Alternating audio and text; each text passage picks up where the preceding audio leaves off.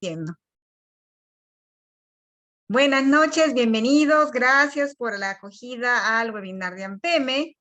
Vamos a comenzar con las grabaciones y tengo el agrado de presentar en primer lugar a nuestra presidenta actual de AMPEME, la doctora Judy Dulanto, quien ya está lista su presentación para dar unos avances de AMPEME. Visita, buenas noches, bienvenida. Te dejo con la presentación. ¿Qué tal, amigos? Gracias, Lena. Agradecida de mucho gusto por el doctor Mario que ha aceptado gentilmente la invitación.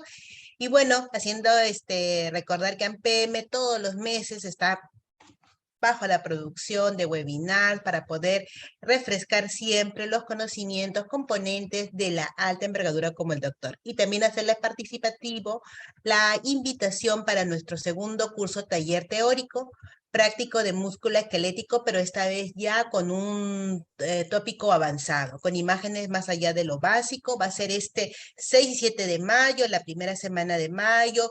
Si tienen alguna actividad, resérvenla. Va a ser en pleno corazón de Miraflores, en el Hotel Bien Céntrico, Nobility, ustedes ya lo conocen.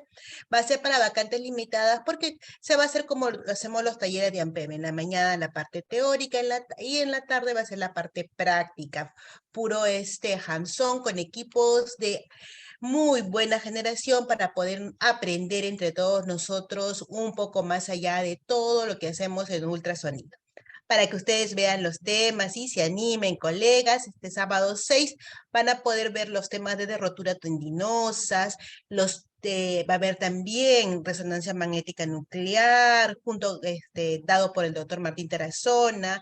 Se va a tratar los avances en el túnel del carpo, la parte de intervencionismo dado por Lena, el síndrome de glúteo profundo. Ustedes ven acá una gama de temas muy variados que nos van a servir en el manejo diario de la patología y las prácticas que van a ser dadas por todos los profesores de AMPEME. El día domingo también vamos a estar una mañana muy productiva y también vamos a ver la parte de rotuliano, los nervios peroneos y las lesiones musculares también por resonancia magnética nuclear, que es importante esa valoración, así también como el abordaje del neuroma de Morton y las prácticas que corresponden a dicho segmento a evaluar. Bueno, nosotros estamos muy gustosos por poder compartir toda esta temática con ustedes y los invitamos, no se vayan a olvidar, para primera semana de mayo. Aquí están la inversión, los teléfonos, y ustedes siéntanse llanos a participar y AMPEME estará esperando con los brazos abiertos. Bueno, dejo a Lena para que presente a nuestro maravilloso ponente de la noche. Gracias.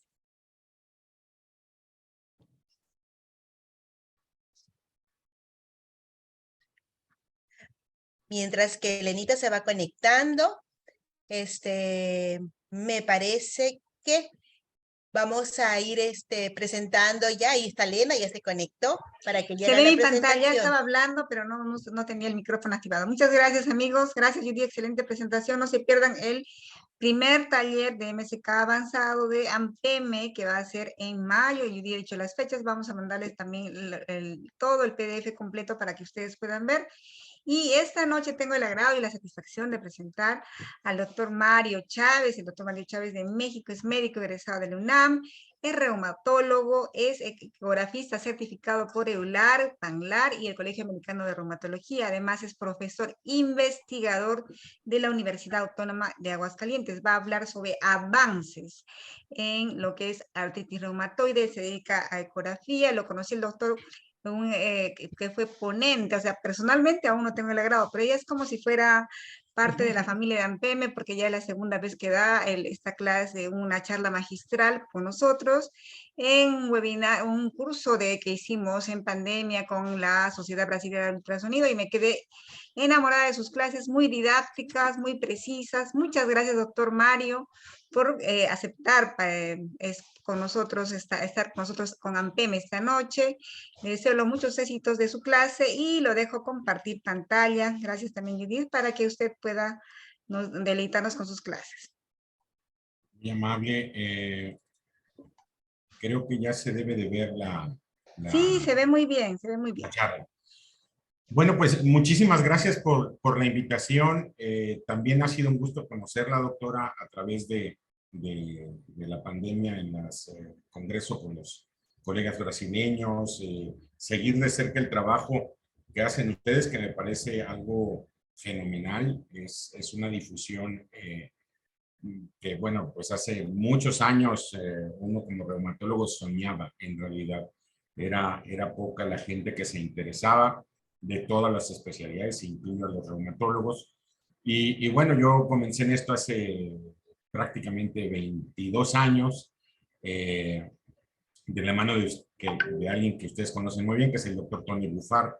Y realmente para mí el ultrasonido ha sido una especie de epifanía, es una pasión que tengo por esto y trato de contagiarla y de difundirla al mayor número de personas que quieran interesarse en ella. Entonces, de verdad les agradezco la invitación, para mí es un honor.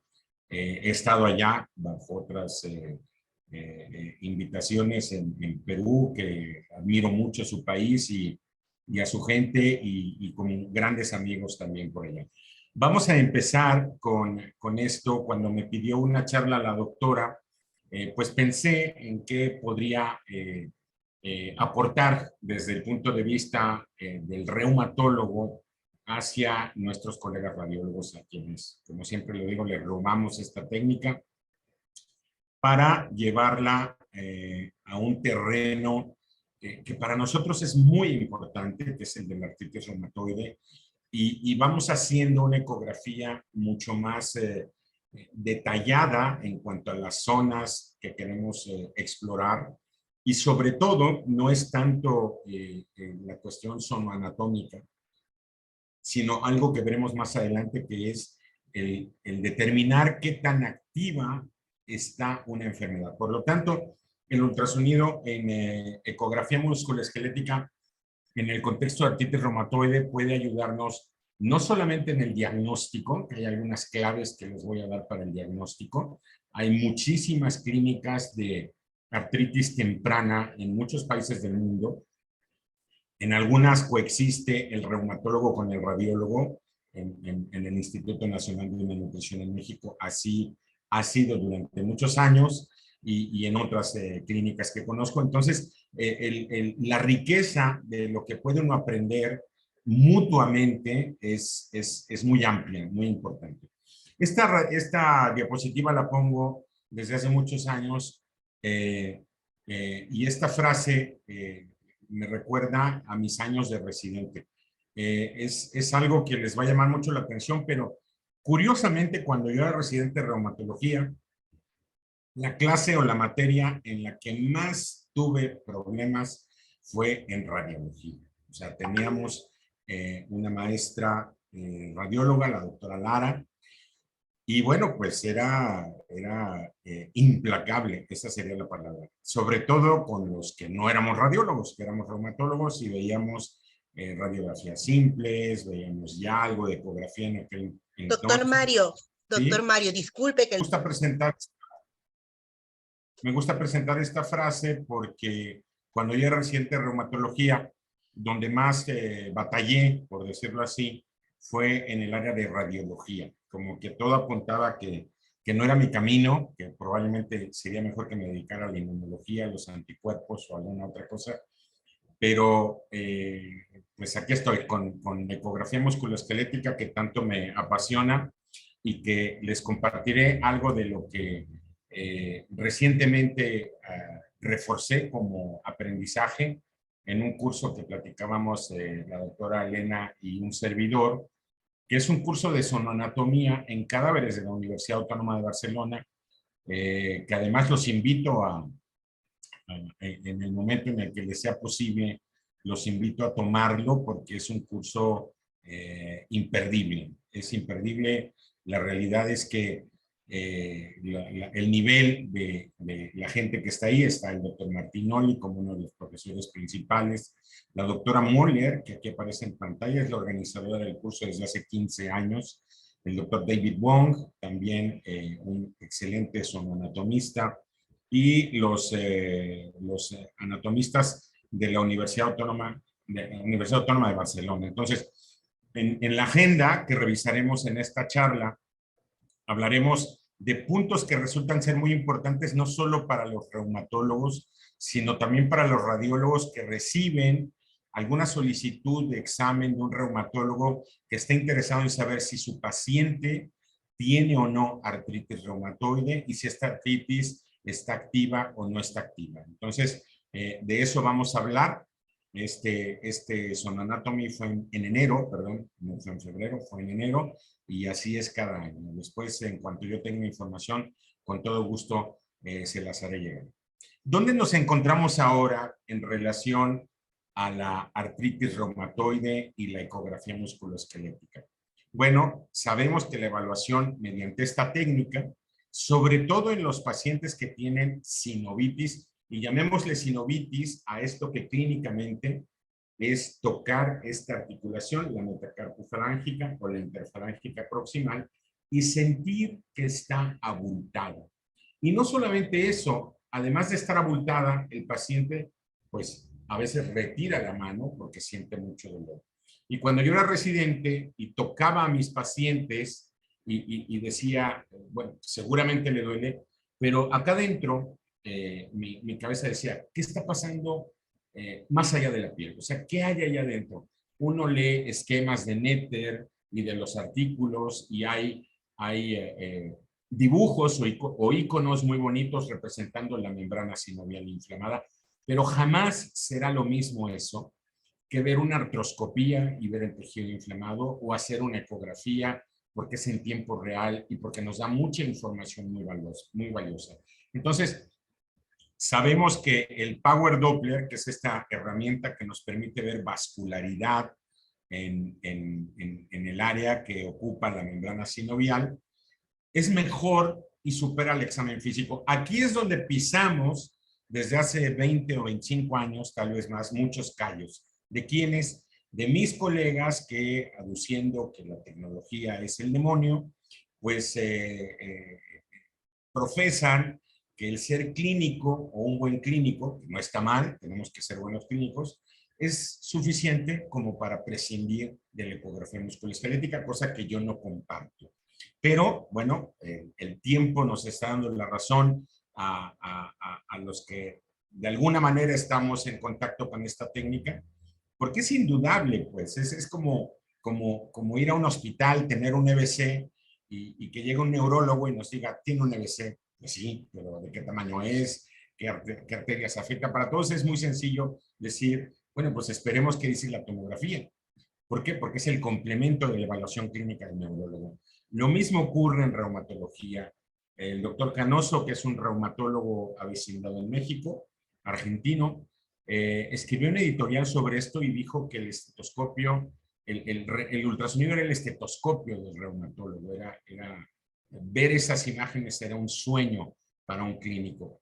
Y bueno, afortunadamente, cada día más y más personas están convencidas de esto, que es una realidad. Ahora, no solamente mejora y supera el examen físico, sino que puede predecir la progresión radiológica. ¿Esto qué quiere decir? Que cuando hacemos unas radiografías al mismo tiempo de la ecografía y en algunos protocolos junto con resonancia, evidentemente estoy hablando de protocolos de investigación, se ha visto que a lo largo del tiempo la señal de Doppler es la que va finalmente a predecir qué pacientes van a pasar de un estado de artritis indiferenciada o de artralgias, que es dolor en las articulaciones sin el convencimiento de que estas articulaciones estén inflamadas. ¿Por qué? Porque mis manos, mis dedos, son muy buenos para explorar, pero cantidades mínimas de líquido no las puedo diferenciar de una articulación sana, sobre todo si hay mucho panículo adiposo, sobre todo si existe fibromialgia, por ejemplo, como una enfermedad acompañante, si existe artrosis en un paciente que sobrepase los 50 años. Entonces, aquí es donde el ultrasonido, y aquí me quiero referir al estudio de un amigo mío, el doctor Marvin Gutiérrez, que ahora está con nosotros en México, desde Bolivia, y en este estudio ingresaron a 204 pacientes con este síndrome, artritis indiferenciada. Para que les quede más claro qué es la artritis indiferenciada, un paciente o una paciente que empiezan con dolor, que les hacen exámenes, todos son negativos, factor reumatoide negativo, proteína C reactiva normal, sedimentación regular normal, antipéptido citrulinado cíclico normal. Entonces, a estos pobres pacientes de las unidades de medicina familiar aquí en México o las unidades de primer contacto de muchos lados, por el simple hecho de no tener una bioquímica positiva, los rebotan, los dan de alta. ¿Qué tengo? Estrés, le duele porque trabaja mucho, inventan una serie de cosas. Cuando ese paciente, en este artículo, esos 204 pacientes, tienen que ser seguidos, tienen que ser ingresados y tienen que ser seguidos a lo largo del tiempo, bioquímicamente y ecográficamente, también radiológicamente. Esta charla no es para poner a la ecografía musculoesquelética por encima de otras técnicas, sino que esto es un complemento. Todo paciente, y eso se los he indicado durante mucho tiempo a los residentes, a los estudiantes, algunos de ellos están escuchando esta charla, todo paciente con artritis indiferenciada reumatoide debe de tomarse una radiografía de manos, dorso palmar y oblicuas, y de pies, dorso plantar y oblicuas, porque esta es la base, es la fotografía inicial que nos va a permitir cotejar a lo largo del tiempo qué es lo que está pasando. Pero bueno, la ventaja del ultrasonido, como ustedes saben, es que lo podemos hacer ahora en el consultorio y la doctora Marina Backhaus ideó este score de 7 articulaciones. ¿Por qué? Porque ustedes lo saben como radiólogos y los reumatólogos que estén escuchando, es poco práctico revisar con tanto detalle 40 articulaciones, bueno, 28 articulaciones, 10 articulaciones. Es difícil, consume tiempo y a lo largo de 15 años, los reumatólogos, sobre todo los que ven pacientes con artritis reumatoide, se han dedicado como a descubrir cuáles son las articulaciones que al yo explorarlas, en este caso 7 articulaciones, ¿qué me quiere decir este estudio, este score?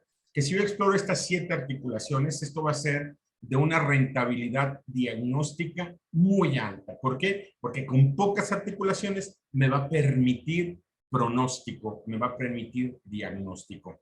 Y finalmente, el 42%, o sea, 86 pacientes de estos 204 que se siguieron a lo largo del tiempo, obtuvimos imágenes como estas, donde hay un Doppler positivo en la articulación, donde hay un Doppler, este es patrón fibrilar, lo identifican muy bien, hay líquido, se puede ver tanto en escala de grises como en Doppler alrededor del tendón. Recordemos que la artritis reumatoide no solamente es sinovitis, es tenosinovitis y a veces la primera manifestación clínica ni siquiera está en las manos, está en un tendón. Este es uno de los tips que yo les quiero dar porque alguna vez me mandaron una interconsulta por un tumor en el tobillo, en la parte anterior del tobillo, y bueno, pues resulta que ese tumor en el tobillo era el tibial anterior, llenísimo de líquido, con mucho Doppler, y al preguntarle al paciente si tenía dolor en otras articulaciones, fue diciendo que sí, pero que lo que más le dolía era el tibial anterior. A ese paciente se le siguió y finalmente tuvo artritis reumatoide. Entonces, estos son algunos tips que creo que vale la pena compartirles desde mis 25 años de experiencia en esto, porque finalmente eso le va a ayudar a los pacientes y a ustedes a tener un buen diagnóstico.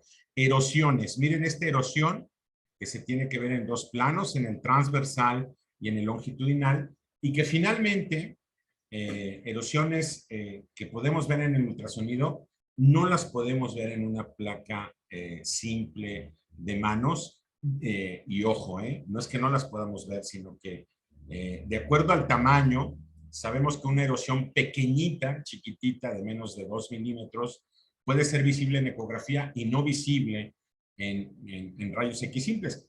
Hay que seguir estos pacientes. Esa erosión finalmente se va a ver en la placa, sobre todo si dejamos a la historia natural a nuestros pacientes, pero aquí ya tenemos un contexto, creo yo, bastante claro.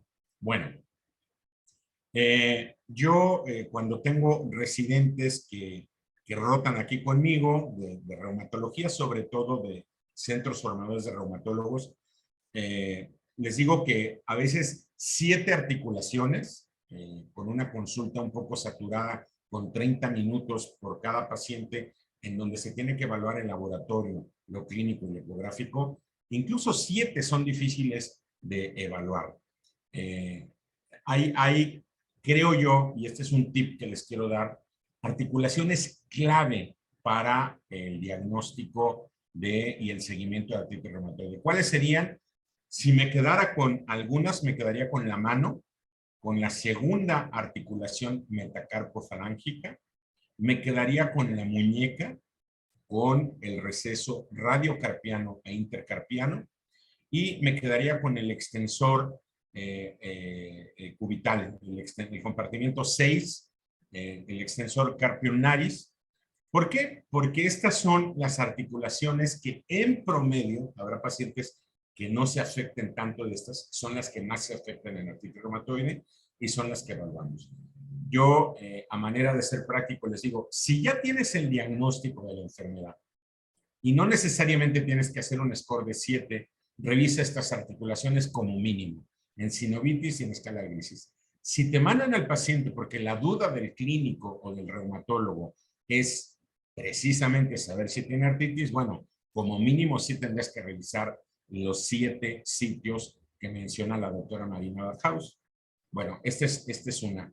Pero una cosa que les quiero decir. Pero la otra es que cuando tenemos Doppler de poder, en este estudio GS es escala de grises y PD es Doppler de poder. Cuando tenemos Doppler de poder en el extensor carpio ulnaris, en la metacarpofalángica 2, en la muñeca dorsal, que serían las 3 que como mínimo yo revisaría, estas son las articulaciones más afectadas. Consejo, siempre traten de hacer el de 7 articulaciones, pero si por alguna cuestión práctica no pueden, por lo menos quédense con las articulaciones que les dije. Segunda metacarpofalángica, el extensor ulnar del carpo y el receso radiocarpiano intercarpiano. ¿Por qué? Porque eso nos va a ayudar para la buena valoración de estos casos. Bueno, el C6, el extensor carpio ulnaris, es un tendón muy interesante en el contexto de artritis reumatoide. Miren, en este paciente le pedí que hiciera o que moviera un poquito la mano hacia medial o hacia radial, y incluso se ve una tumoración, ¿no? Algo que se puede no solamente ver, sino palpar.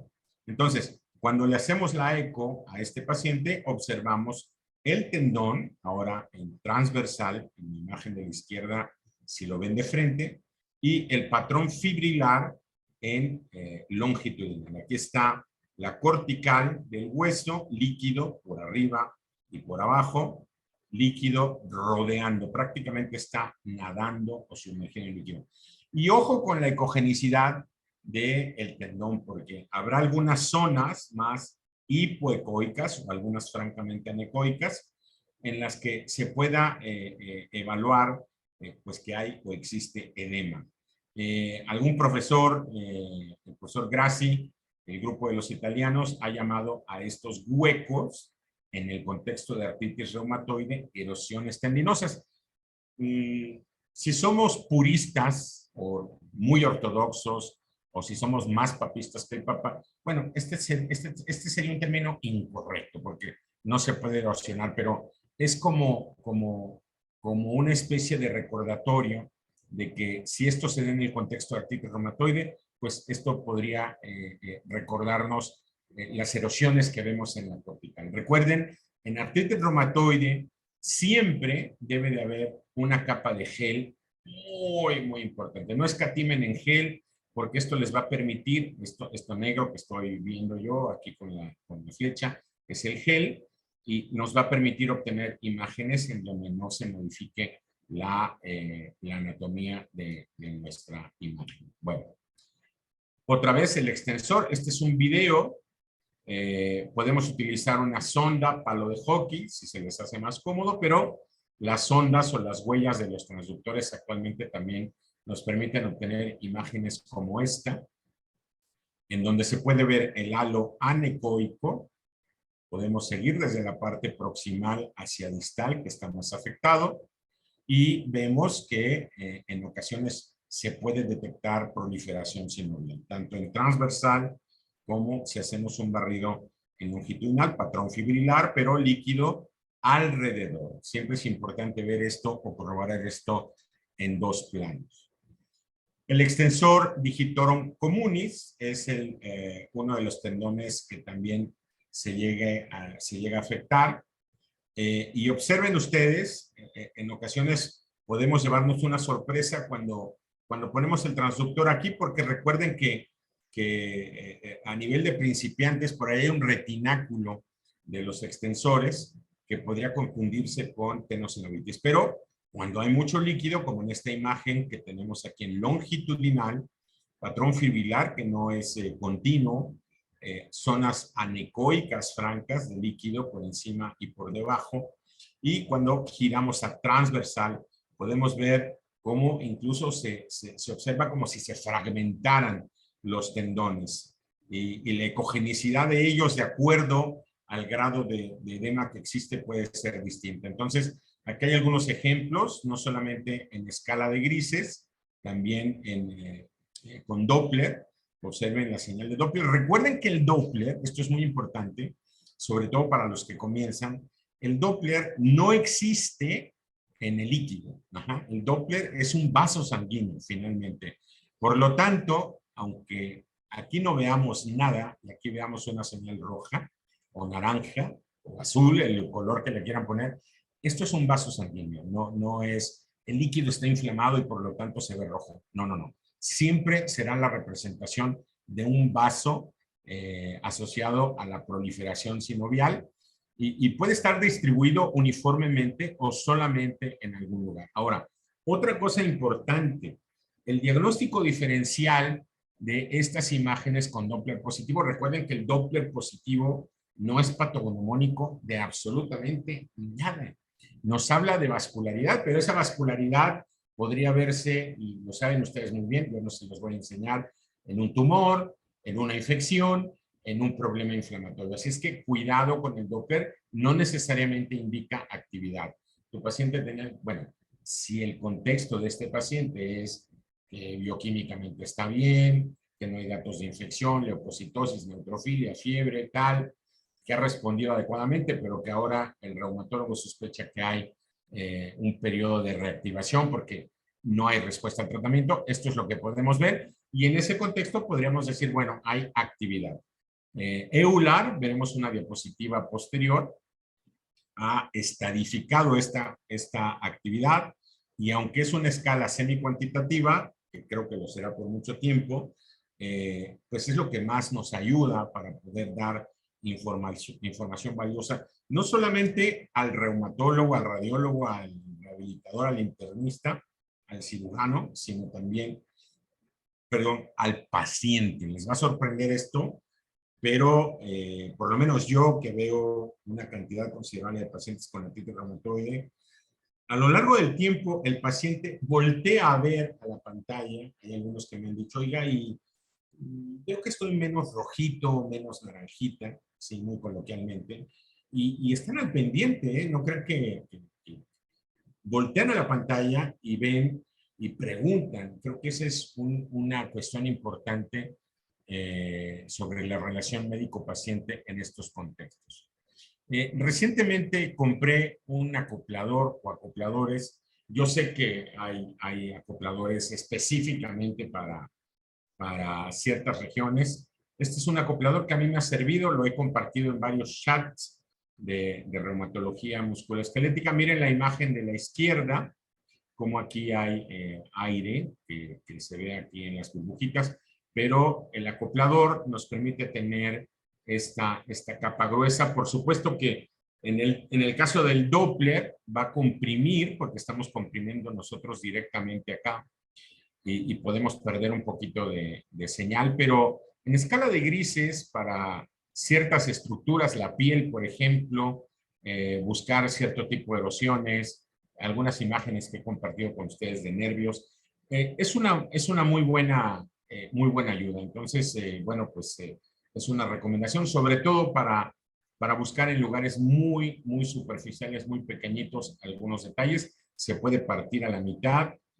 Como ya saben, lo recomiendan desechable, pero no necesariamente tiene que ser así, sobre todo en nuestros países donde a veces nos vemos obligados a reutilizar cosas. Miren, les quiero compartir este caso, para mí interesante, porque además, si les llegara a ustedes, podrían darle una recomendación al reumatólogo. Esta paciente tiene artritis reumatoide, la diagnosticamos en el 2014, ahora se ve por control, pero ha llegado asintomática a sus consultas subsecuentes y solamente toma un antiinflamatorio por razón necesaria.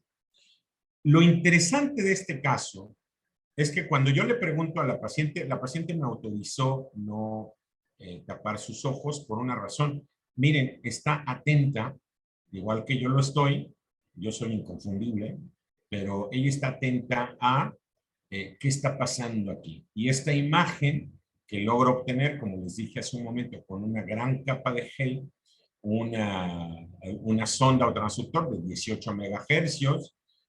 Sé que en algunos sitios a veces no se llega a estos megahercios, en algunos sitios ya están utilizando 21, 24 megahercios, y esto es algo que va a ir en constante evolución.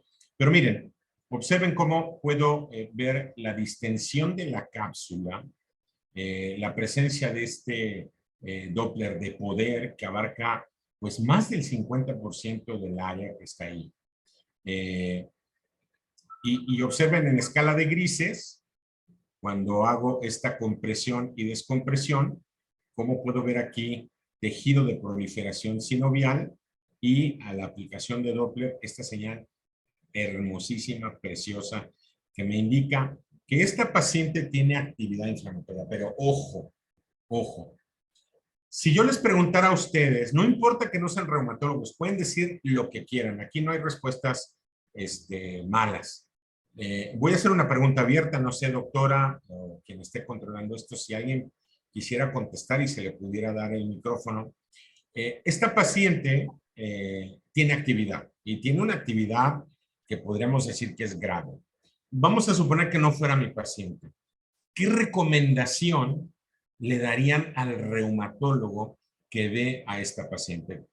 Incluso si fuera yo, porque está tomando un antiinflamatorio cada vez que tiene dolor. Cuando yo le pregunté a la paciente, ¿cuándo tiene dolor? Su respuesta fue, pues cuando hago el quehacer, cuando lavo los trastes, cuando barro, pero si estoy en reposo, no me duele. Con esa consideración, este era el único lugar, o sea, esta articulación era la única que tenía afectada y la única de la cual se quejaba. Así es que lanzo una pregunta que pueden contestarme lo que quieran, no los voy a regañar, ni mucho menos. ¿Qué le recomendarían al reumatólogo ustedes? Si alguien quisiera participar. Pueden escribir o pedir la palabra. Ahí responde la doctora Mayra, le haría un tratamiento localizado. Ajá. La doctora Nadia es reumatóloga, infiltraría la articulación. Ajá.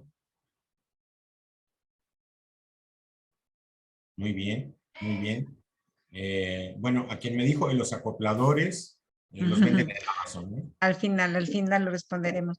Sí. El cambio de tratamiento, doctor, también puede ser que no está respondiendo al tratamiento. Infiltración ecodiada, no mejora con AIDS, podría aplicar paradas con plaquetas, estudiar líquido sinovial.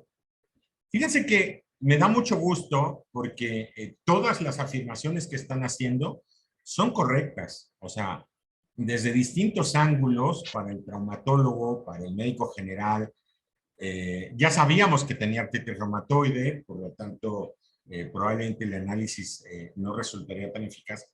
Pero si es monoarticular, para los que pensaron en infiltrar la articulación, pensaron bastante bien. O sea, la respuesta sería esa.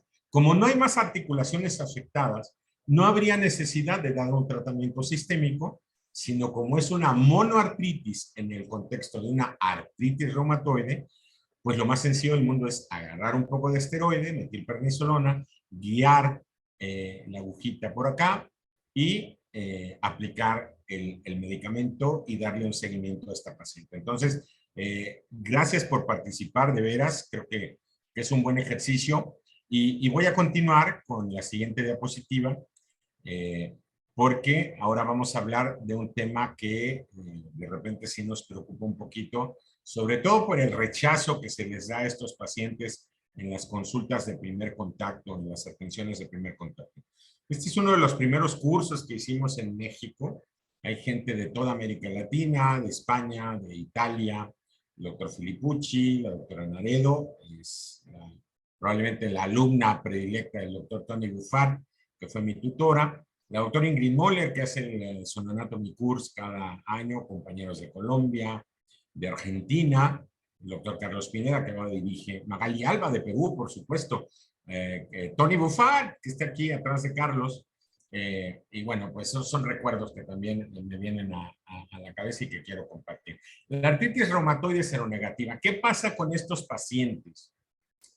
Bueno, pues es el paciente que llega con dolor a la consulta, y les voy a ser sincero, para los radiólogos o para los mismos traumatólogos, este paciente es un porque lo vivimos nosotros, que es multi-evaluado, multivalorado, multi-rebotado, decimos aquí, bateado, ¿no? Como el béisbol. ¿Por qué? Porque a veces nuestro diagnóstico, no estoy generalizando, eso lo quiero aclarar, a veces nuestro diagnóstico se basa, sí, en un conocimiento clínico, pero sobre todo en laboratorio, ¿no? En lo bioquímico. Y parece ser que todos le damos mucho peso al factor reumatoide cuando en realidad no lo tiene, o no lo tiene como pensamos que lo tiene. El factor reumatoide puede ser positivo en el 10 hasta el 15% de la población normal, ojo. Y si hablamos de mayores de 60 años, conforme vamos envejeciendo, los factores reumatoides van siendo positivos, incluso en ausencia de artritis reumatoide. Así es que mucho cuidado con darle mucho peso o con no darle peso, porque afortunadamente ahora tenemos a los péptidos cíclicos citrulinados que nos han ayudado muchísimo, sobre todo en este contexto de pacientes. Pero este estudio fue hecho por la doctora Natalia Carbonell en el Instituto Nacional de Cardiología. La doctora Natalia afortunadamente va a estar aquí en Aguascalientes, donde yo vivo y es su casa, cuando ustedes gusten, va a estar trabajando con nosotros próximamente. Pero ella, ¿qué observó en este estudio, que fue su tesis de posgrado? Que la segunda articulación metacarpofalángica, tanto en escala de Gricis como en Doppler de poder, es la que más se afecta en pacientes que son cero positivos contra los cero negativos que se les ha dado seguimiento. Aquí están los distintos porcentajes y por eso creo que vale la pena recalcar que lo mínimo que podemos hacer en el contexto de un paciente con artritis reumatoide es ver otra vez la muñeca con sus dos compartimientos, la segunda metacarpofalángica, tanto en la parte dorsal como en la parte radial o medial, como le quieran llamar, y el extensor del carpi ulnaris. Si se hace algo más, es bienvenido, pero esto es lo mínimo. ¿Por qué? Porque si un reumatólogo tuviera dudas, un paciente con artritis o artralgia, artritis no tan evidente, pero con factores reumatoides, con bioquímica negativa, se los va a mandar y les va a decir, por favor, busca datos que a mí me digan que este paciente tiene una artropatía inflamatoria seronegativa. El seronegativo es lo que nosotros le ponemos desde el punto de vista bioquímico, pero vamos a ver, y ahí ustedes van a ser los héroes de la película porque le van a decir, efectivamente, tu paciente, como pueden ver aquí, en la segunda metacarpofalángica tiene esta señal y esa señal no la voy a ver en otra artropatía inflamatoria que no sea la artritis reumatoide. Ojo con esta aseveración. Alguien podría decir, no, espérate. Una artritis séptica, una artritis psoriásica, sí, okay, estoy de acuerdo, pero en el contexto de un paciente que tiene una poliartritis o poliartralgia, que es simétrica, esto es muy importante, este dato se los tiene que dar el clínico, no sé, de repente aquí mis colegas yo creo que pasa ya igual, oye, pues dame información clínica para yo poder estructurar algo con lo que hay en la ecografía.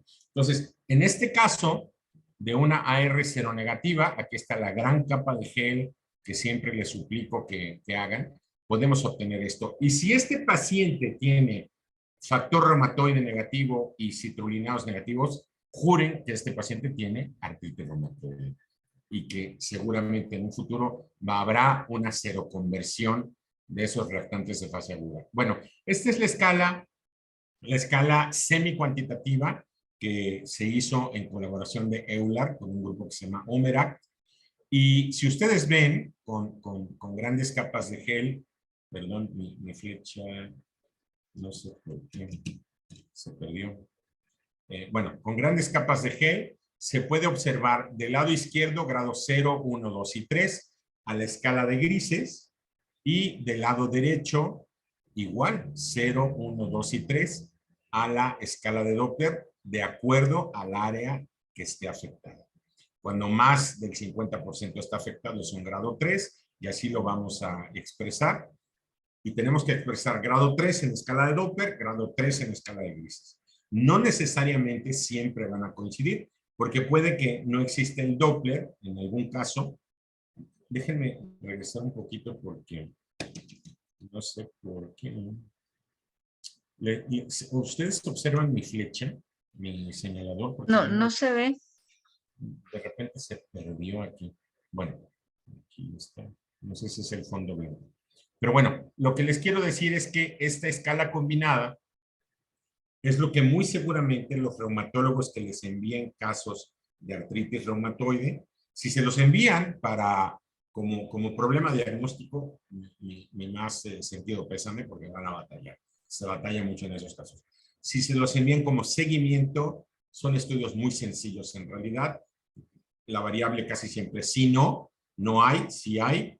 Y si hay, grado 1, grado 0, grado 1, grado 2 y grado 3. Entonces, esto seguramente con el paso yo conozco colegas aquí, radiólogos que están entrenados en esto, nosotros nos tenemos que actualizar, pero básicamente eso es lo que les pediría un reumatólogo en búsqueda de un paciente difícil con artritis.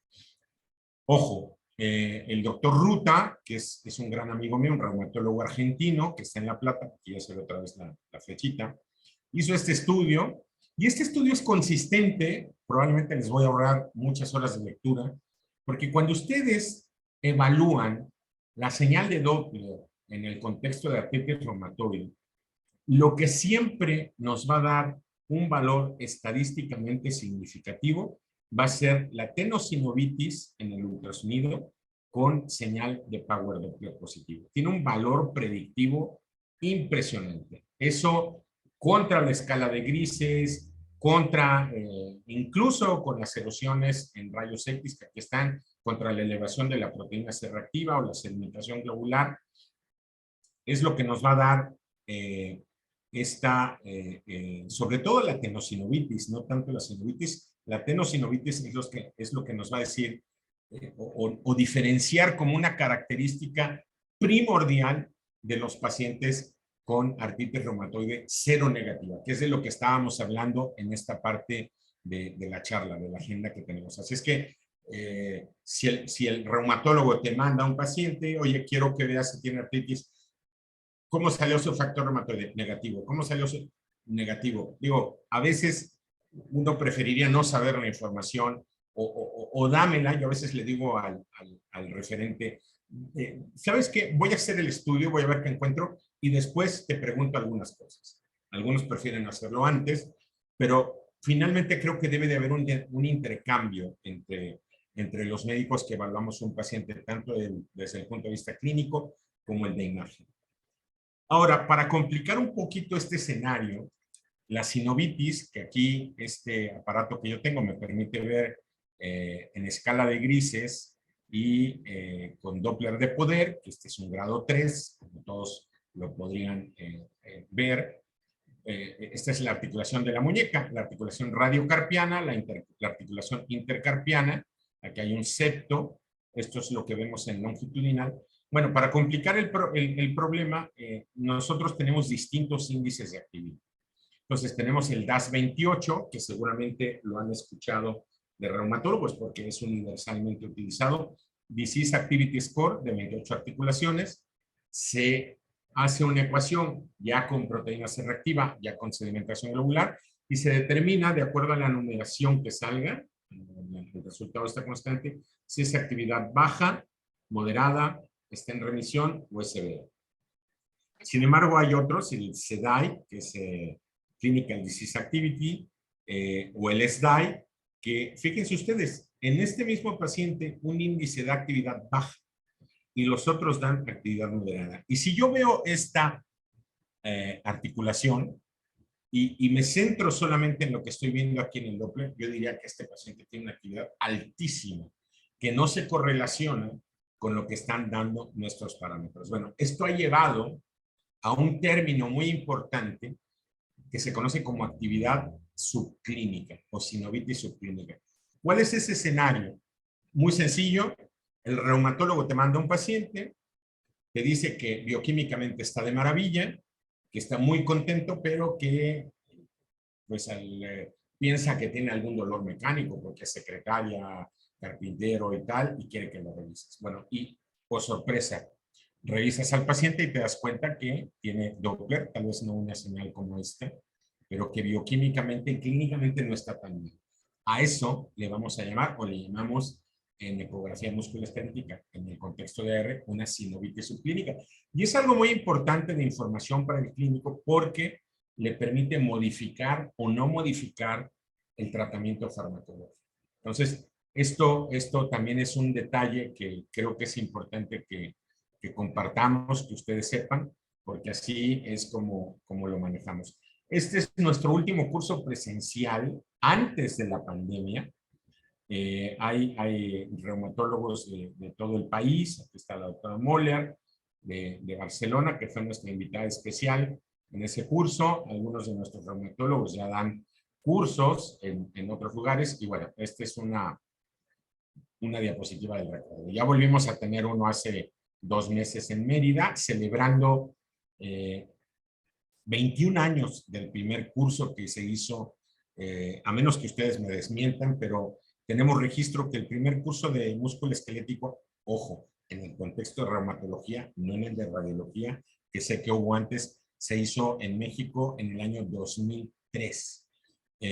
Y por supuesto sé que hubo de radiología, hablo de reumatología en específico, pero bueno, ahí está el grupo de reumatólogos mexicanos haciendo ecografía y vámonos a qué pasa con el tratamiento, qué pasa cuando un paciente, un reumatólogo manda a un paciente para una evaluación, sobre todo en pacientes que están tomando tratamiento para artritis reumatoide. Bueno, hay cosas nuevas en cuanto al software de algunas de las máquinas que tenemos. Seguramente algunos de ustedes tienen una máquina, un Ferrari en su consultorio, que será mucho mejor que el mío, pero el Doppler o las nuevas modalidades de Doppler de poder nos permiten tener un mejor marcaje de la zona que está afectada, porque como ustedes saben, cuando hacemos una imagen en longitudinal,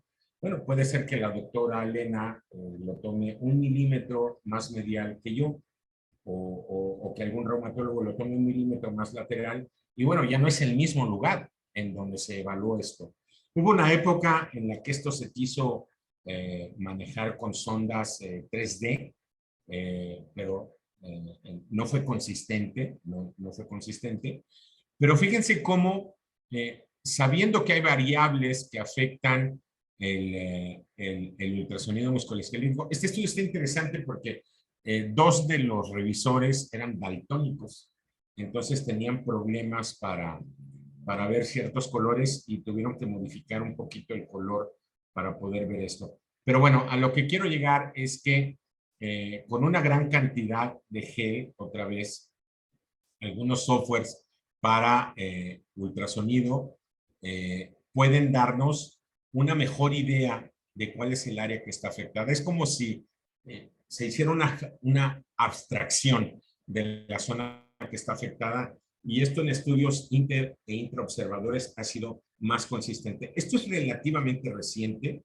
Sé que algunos de ustedes lo aplican como la elastosonografía en mama, en algunas otras partes del cuerpo. Para los reumatólogos es algo relativamente nuevo, y para nosotros es muy importante que el consultorio, estoy en mi consultorio ahora, tenga una temperatura adecuada, que el paciente sepamos si está tomando no esteroides. Es capaz que revisamos a un paciente que se tomó prednisona en la mañana y va 2 horas después, y muy probablemente esto afecte a la señal de Doppler.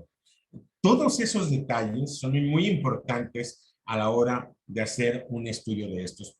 Entonces, a lo que quiero llegar es que en la respuesta, en la vigilancia de la respuesta al tratamiento, debemos de tomar en cuenta todas estas variables.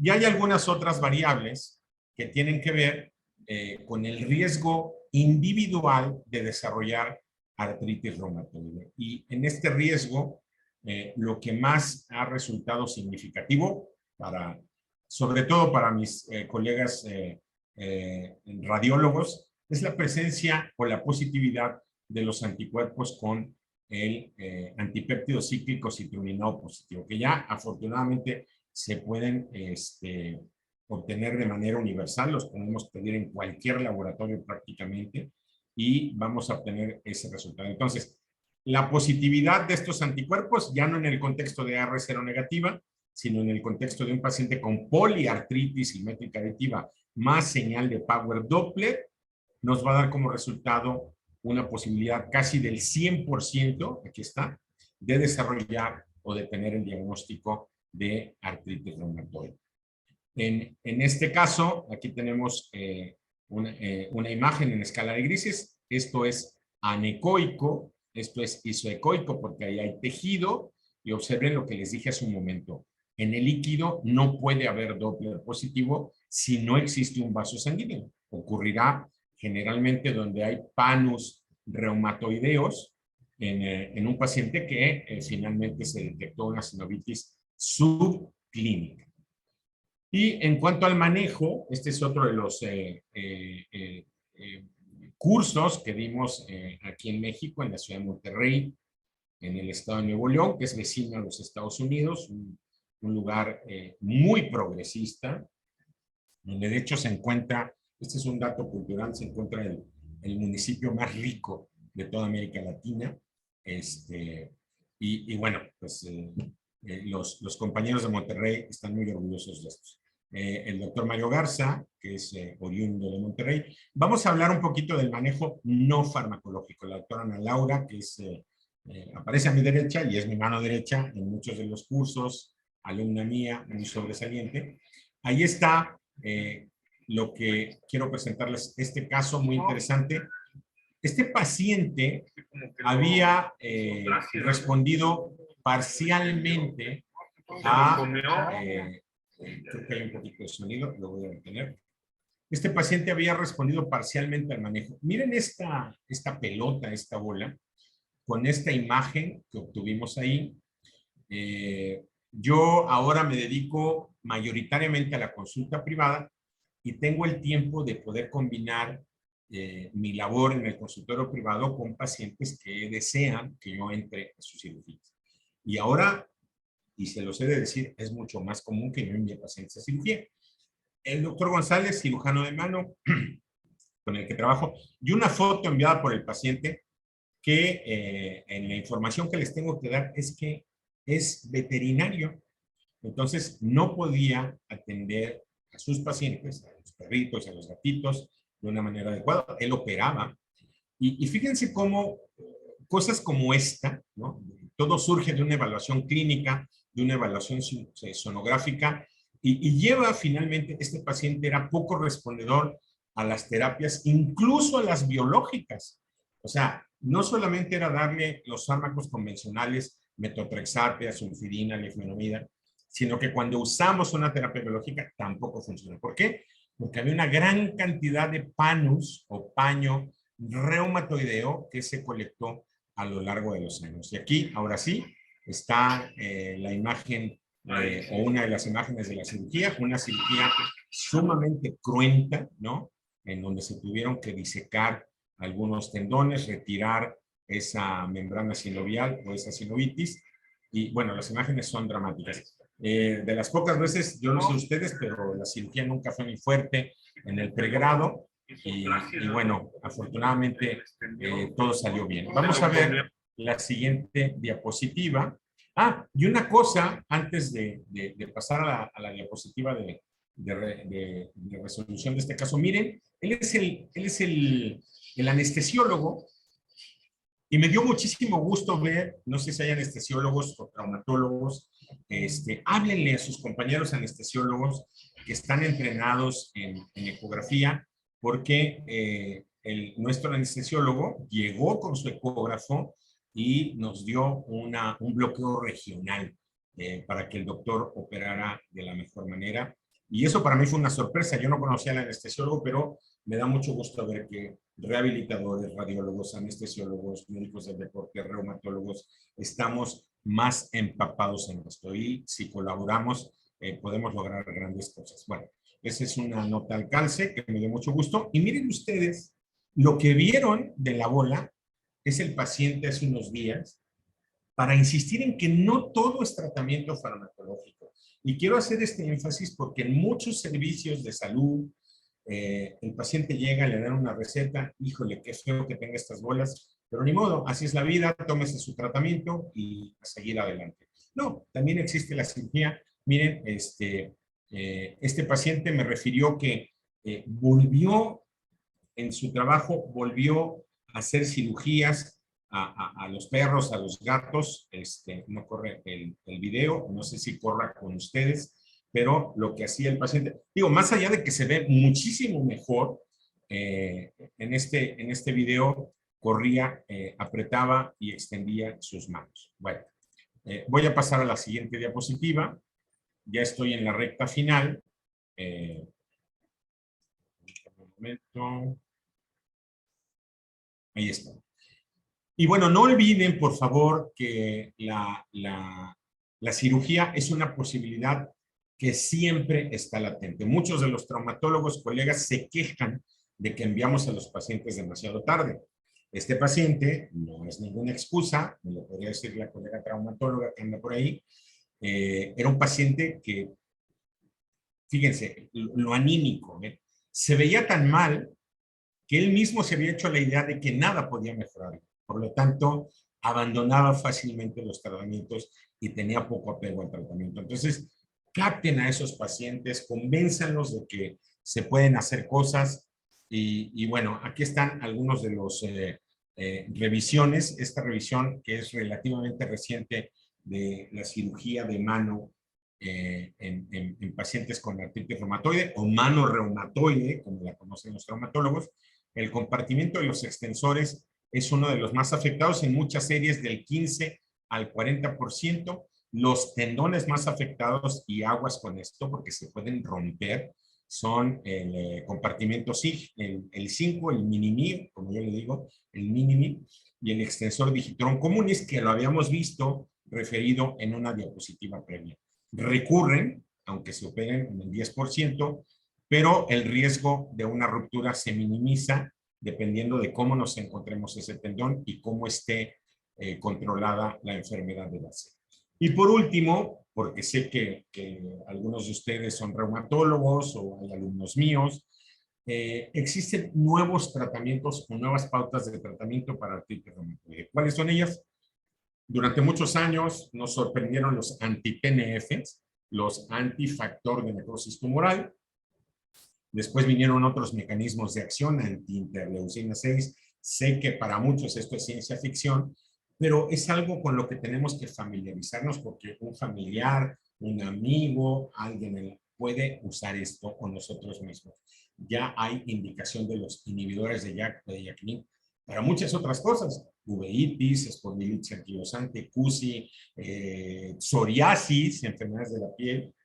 Y bueno, más y más nos van a estar pidiendo ultrasonidos articulares de piel, de glándulas salivales en pacientes con síndrome de Sjögren.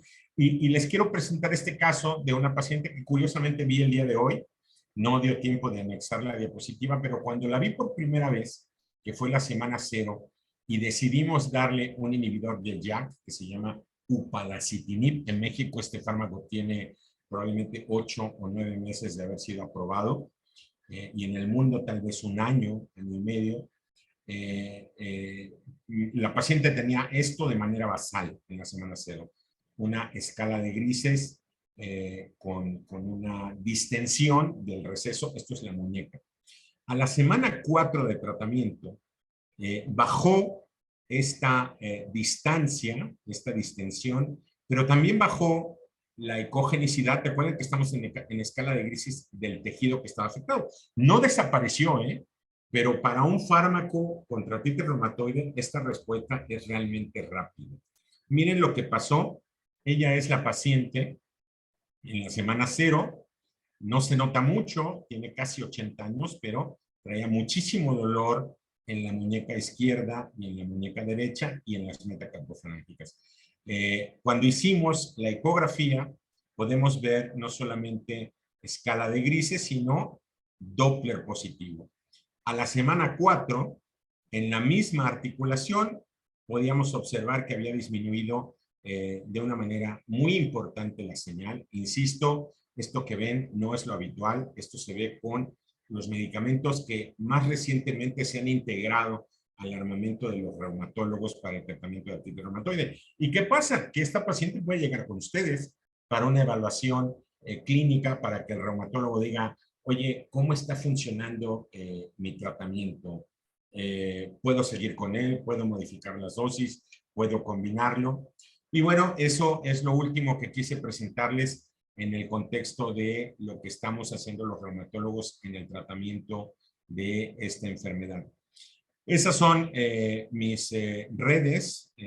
Me gusta mucho Twitter, tuitear casos. Casi todo mi Twitter tiene que ver con ecografía musculoesquelética. Ese es mi correo por si alguien quiere escribirme.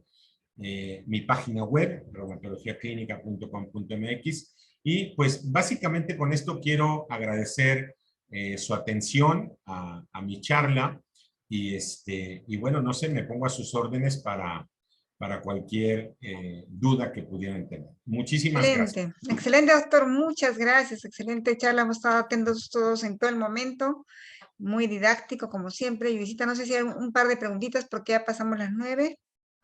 Sí, todos están ahí. Vamos a ver la del chat porque han comentado, Doc, bastante lo que se refiere al tratamiento con inmunomoduladores y también con omega 3, vitamina C, ácido fólico, magnesio, y le piden su opinión al respecto, hasta que lo veo el especialista y se estaba manejando. Ahí nuestra amiga Luz hizo un comentario. Luz María Bautista, ¿verdad? Así es. Sí, bueno, en este caso, aquí va a hablar el reumatólogo más que el ecografista. Lo que hacemos con estas artritis diagnosticadas de manera muy temprana, antes, esto es muy importante que se los diga, antes nuestro manejo era expectante. Ah, sí, tienes sinovitis. Pues espérate a ver qué pasa, ¿no? A lo mejor se pone peor y ya haré algo. Y si no se pone peor, puede ser que remite espontáneamente. Ahora no. Ahora, cuando se detecta esto, inmediatamente se inicia el fármaco de primera línea. En todo el mundo es el mismo, metotrexato. Y como bien indica ahí en su comentario la doctora, esto se tiene que acompañar sobre todo de ácido fólico, porque el metotrexato es un inhibidor de una enzima que se llama tetraído folato reductasa, que bueno, nos puede meter en problemas ahí con los glóbulos rojos, pero eso sería lo básico. ¿Puede agregarse omega 3, vitamina C, magnesio, tal? Sí, pero no son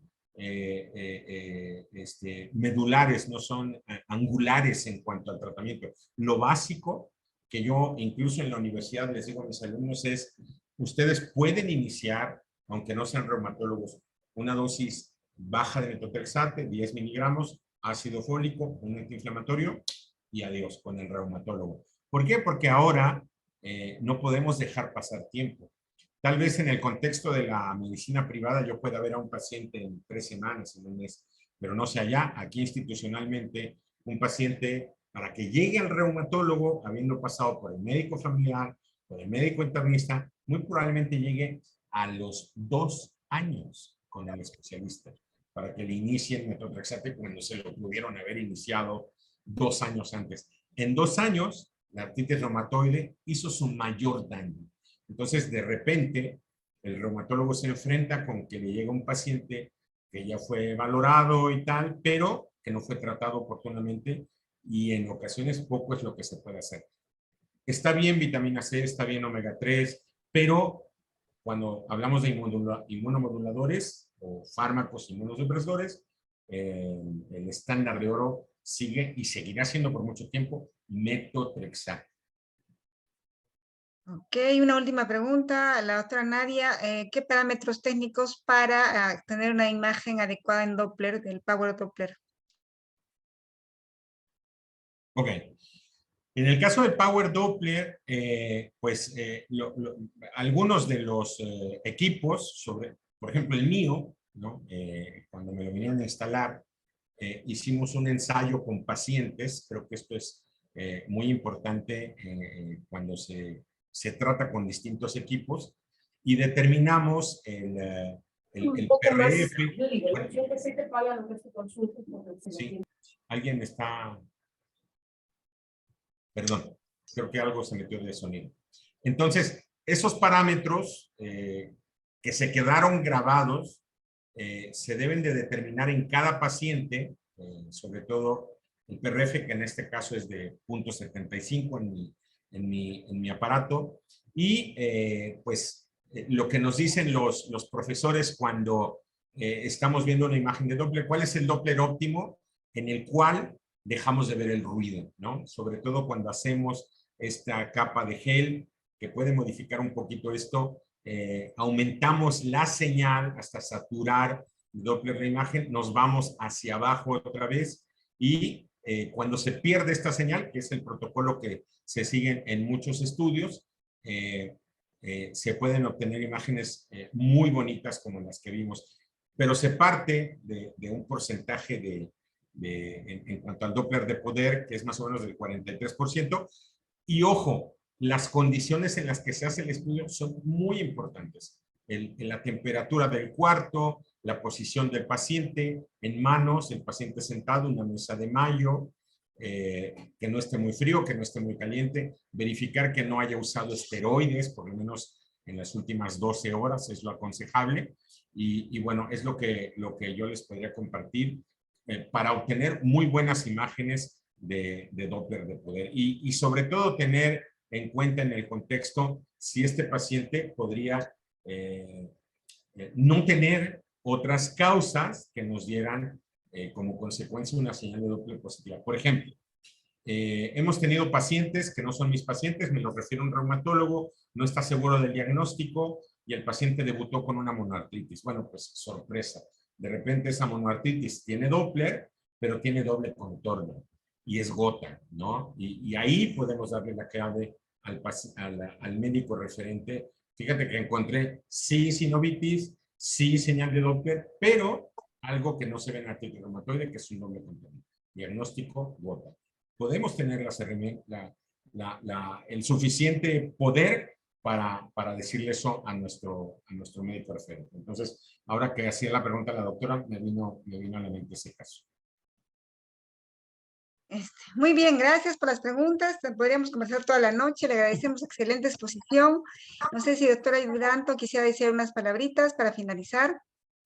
Bueno, gracias, doctor Mario. Ha sido excelente la participación. Todos los colegas han estado muy contentos, siempre con su calidad, y ha sido maravilloso. Hemos aprendido bastante. Nada, agradecer siempre a todos ustedes, amigos, que siendo ya las 9 de la noche, seguimos estudiando y seguimos participando con AMPEM.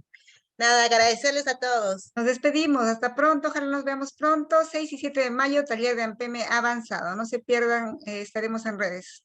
Chao, chao. Gracias, Judy. Gracias a todos. Gracias a todos. Chao. Buenas noches. Buenas noches, doctor Mario. Muchas gracias. Buenas noches, buenas noches. Hasta luego.